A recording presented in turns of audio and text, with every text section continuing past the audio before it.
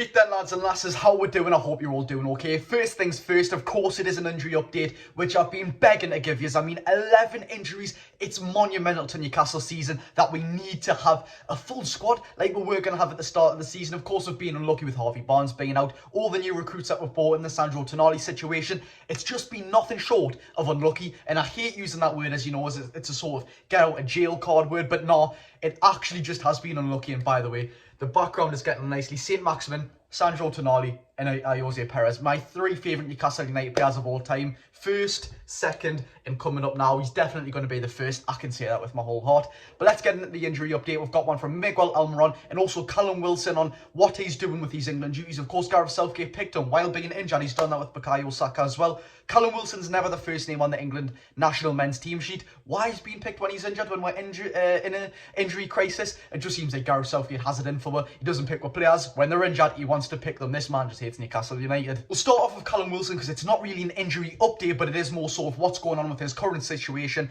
and his injury. Of course, Gareth Southgate did pick Callum Wilson for the upcoming two fixtures against Malta and North Macedonia, I believe it is. That's just off the top of my head. He got picked for them two games, along with Kieran Trippier, Nick Pope, Anthony Gordon, Sean Longstaff, a fair few missing out. Some people said Jamal Lascelles. I mean, in my opinion, he's just not played enough games for Newcastle yet. Of course, he's come in and he's been good, but he hasn't played enough games.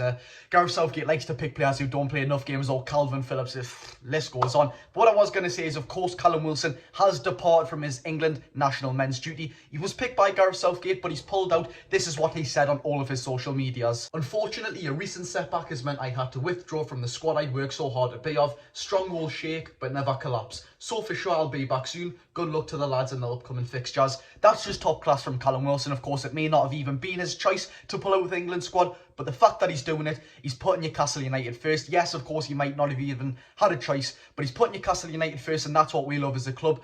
Would we want our players to go out on international duty?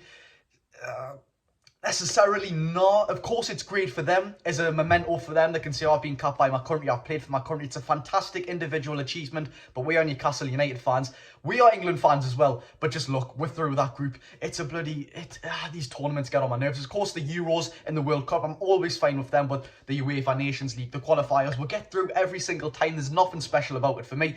But there we go, Callum Wilson has departed from the England men's national team. He won't be playing for them. He'll be recovering, which is what we need, and that's fantastic news for us. Now on to a proper injury. Paraguay Newcastle United's loved winger, Miguel Almiron. This man yet again has been proved vital for Newcastle United with all of these injuries. Miguel Almiron, who necessarily with Harvey Barnes, Gordon, the list goes on with these players. Wilkinho can play left wing. Joe Linton can play left wing. He can play right wing. Miguel Almiron wouldn't be always the dead set name on the team sheet, but now I'm like, oh, I'm glad Miguel Almiron's playing. You know, he gives us that extra bit of pace, extra bit of intensity into the game, and of course he's injured as well. Let's take a look at the depth of his injury. This is confirmed by Paraguay as well on their social media. A grade 1 bicep femoris muscle injury on the right thigh for Miguel Almiron. Won't be available for Paraguay's final two World Cup qualifiers for 2023 against Chile and Colombia.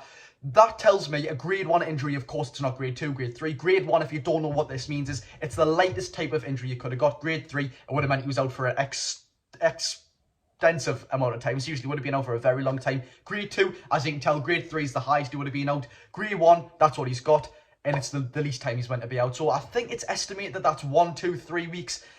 2 weeks at the latest, I'm guessing. So it's not the biggest thing to be worrying about, but 12 days until we'll play Chelsea. Let's hope he's okay. As well for the rest of the players, man. I mean, 11 players injured.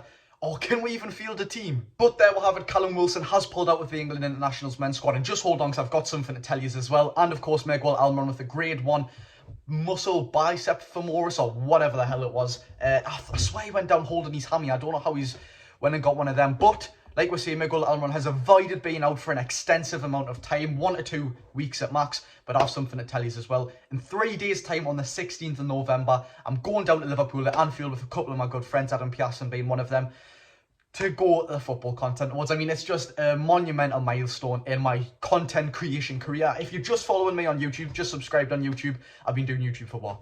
Less than 3 months properly, and I mean properly dead set uploads.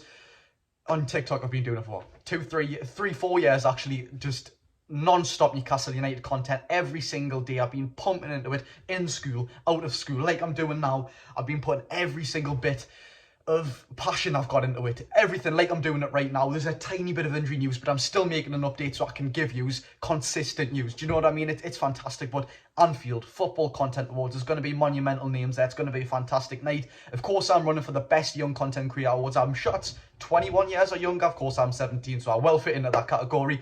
Wish me the best of luck, because I'll need it. There's some fantastic names in there. There's some fantastic competition, and I can guarantee it's going to be a fantastic night as well. So thank you so much for all your support on every single social media, Instagram, Facebook, TikTok, absolutely everything. All of the descriptions, if you're not following on them, are in the description as well. Thank you so much for watching this video yet again. You know me, daily content Newcastle United, the latest news, match day content, match day vlogs, absolutely anything you can think of, freelance content as well. Thank you so much for watching. Stay tuned on the channel, hit the like button and the subscribe button if you haven't already. See you later. I've been Geordie Josh. Go and enjoy your day.